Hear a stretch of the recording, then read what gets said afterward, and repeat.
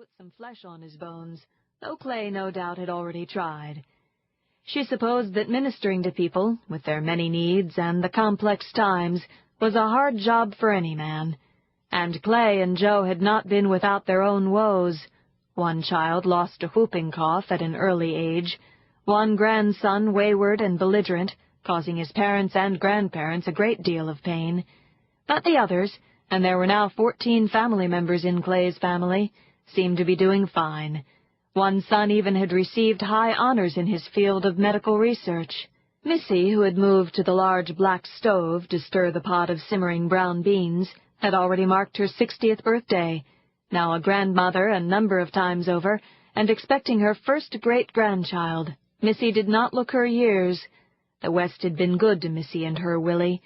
Clark joked that they had populated one county all on their own, and it was true that many of the ranches in their area were now run by sons and grandsons.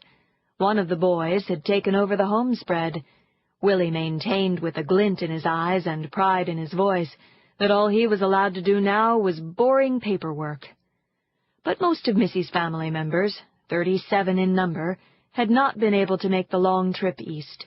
Only Willie and Missy and their Melissa, who had traveled all the way from the West Coast where she lived with her husband, involved in coastal shipping, had come. Marty could hear her son Claire's voice from the back porch, insisting that he was enjoying the chance to put his feet up since retirement. He had moved with his wife, Kate, from their farm into the little town nearby, letting Dak take over. Marty smiled as she thought about it. Why, she often wondered aloud to Clark, if he liked retirement so much, did he drive back and forth from town to the farm all the time just to check things out? Marty guessed that Claire's real reason for leaving the farm was Kate. She was badly crippled with arthritis, and had they remained on the farm, she would have continued to plant her big garden and insist on carrying her share of the load. Marty knew that Claire worried about Kate. Clark and Marty were used to having Claire and Kate with their sons, Dan, Davy, Dak, and Stan, and their families around for family gatherings. The sons and their 17 offspring had not scattered far from home, but their daughter, Amy Jo, was another matter. She had moved to a large city on the West Coast so she could pursue her work in art. The most beautiful city in the world, according to Amy Jo. Her rancher husband had retired, sold his spread, and dabbled in real estate while Amy Jo dabbled in oils. They had 2 children, neither of whom had shown any bent toward their mother's artistic gifts. Son Arnie and his wife Anne had also always lived nearby. Arnie kidded Claire about quitting work to loaf. He insisted that Claire would be healthier and happier if he was out pitching hay or cleaning the barn, but Marty knew that Arnie understood the difficult choice Claire had made. She wished that Arnie himself didn't have to work so hard. He was getting a definite stoop to his shoulders. Arnie's family now totaled 22. Silas, John, and Abe all worked area farms. Trudy and Anne Louise had also married farmers. Clark and Marty's daughter Ellie and husband Lane had shared the trip home by train with Missy and Willie. None of their offspring, and there were now 29, counting in-laws and little ones, were able to make the trip with them. Ellie was still slim and lithe, though her once golden locks had now turned to silvery white. Premature gray, she called it, but Missy smiled and teased that Ellie was old enough to have earned her gray hair, already being a grandmother. Ellie's family included 9 grandchildren. Luke, the Davises' youngest son, was their town's very busy physician. He had just built Abby a new house. His office was now apart from his home, a fact that Abby declared was only about 20 years late in happening. Poor Abby had been subject to knocks on the door at all hours of the day and night. Their son Aaron had married a local girl and settled down to run the community's funeral parlor, a fact that caused a good many smiles of amusement and made Doc Luke and his mortician son the butt of many friendly jokes.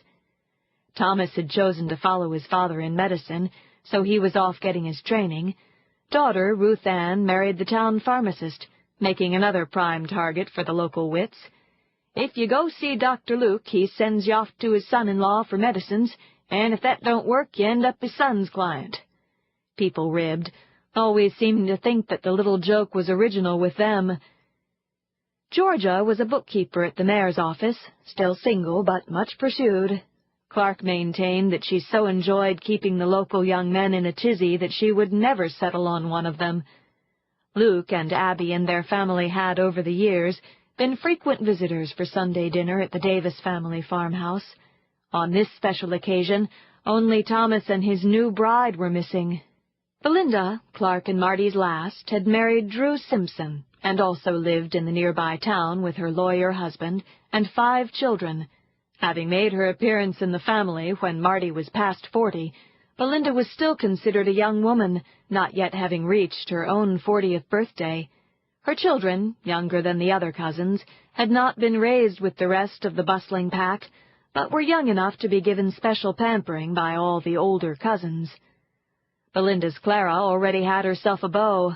Marty silently hoped that the courtship would not move too quickly. There was no reason for Clara, only 18, to rush into the duties of homemaker. Rodney, following closely in age, was an industrious and capable student. His father, Drew, took great pleasure in the accomplishments of his eldest son. Virginia, named after the lady that Belinda long ago had nursed and come to love as dearly as a grandmother, was 13, followed by Daniel, aged 12. Belinda often quipped that she had her offspring in pairs, as close together as they could be without being twins. The final pair brought heartache as well as joy. They lost baby Pearl when she was 2 months old. No reason for the death was ever known, even after Luke had advised them to get the baby to a large city hospital where she would be given the best of care. Little Pearl never came home to them again. The next year Francine arrived. Chubby and healthy and totally endearing, Belinda dried her tears and gave herself totally to caring for her baby. Francine, now 7, was still the darling of the family. Dimple-faced and tender-hearted, she often reminded Grandmother Marty of the little Belinda whom they had welcomed as a tag-along to the Davis family so many years ago. "Mama, where's the ginger?" The question brought Marty's attention back to the activity of the large farm kitchen. She had to stop and focus on the present. The ginger. Where did she keep the ginger? "In the pantry, on the second shelf. To the right," she eventually was able to answer. Ellie moved with graceful steps toward the pantry. The kitchen door opened a crack, and Clark poked his head in. His once dark hair was streaked with gray, and wrinkle lines marked out the place where smiles and frowns had furrowed his brow over the years, but his eyes still sparkled with good humor. "How long ye be temptin' poor hungry stomachs with all them fancy smells and nothin' to fill our plates?" he joked good-naturedly. "I don't know who's findin' the weight the hardest, me or all those young 'uns." Artie smiled at him and teasingly waved him back outside. "Look out, or you'll be havin' yourself a job to do," she said, as he quickly withdrew. She rose from her chair and crossed again to the window. All the young 'uns, she observed, looked totally occupied with what they were doing. 4 young men played horseshoes out by the chicken coop. Younger versions raced about in a wild tag of their own making. 3 little girls were being read to by an older cousin, as the lawn swing rocked gently back and forth. Another little cluster, skirts spread, sat under branches of the maple, laps filled with kittens from a barn litter. 2 lads were coming from the direction of the spring, pant legs rolled up, shoes strung over shoulders by their laces. One carried a pail. Marty wondered if it held frogs or turtles, or maybe even a garter snake. Another 2 dashed from the direction of the haystack, an egg held in each hand. Obviously they had discovered a hidden nest. But off to the side, alone and withdrawn from all the activity, was a solitary figure. She leaned rather listlessly against the trunk of an old apple tree, seemingly with no interest in the fruit that was maturing above her head. Marty's grandmother heart went out to the girl. Virginia, her newest teenager. Virginia with her perplexity of becoming. The transition from childhood to adulthood seemed to be particularly puzzling and difficult for the young Virginia. Marty's brow creased in a slight frown.